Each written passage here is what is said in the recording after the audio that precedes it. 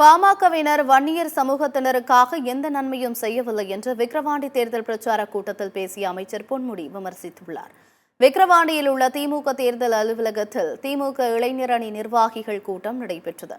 இதில் கலந்து கொண்டு பேசிய உயர்கல்வித்துறை அமைச்சர் பொன்முடி, பாமகவினர் வன்னியர் சமூகத்தினருக்காக எதுவும் செய்யவில்லை எனவும், திமுகவில் அனைத்து சாதியினரும் ஒன்றுதான் எனவும் பேசினார்.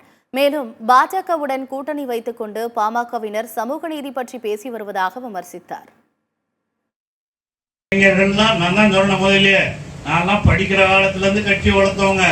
அப்ப 1971 கலைஞர் சைதாப்பேட்டை தொகுதியில இடைத்தேர்தல் அங்க நிற்கும் போது அண்ணாமலை பல்கலைக்கழகத்திலிருந்து அங்க மாணவர்கள் 500 பேர் போய் பணியாற்றணும்.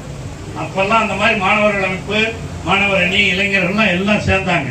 அதை அனுப்பிப்பதான் தளபதி அவர்கள் இளைஞர் அணியாக உருவாக்கி இந்த இளைஞர்களுக்கெல்லாம் இந்த கொள்கையை ஊட்டி கொடுத்தவர் நம்முடைய தளபதி அவர்கள் தான்.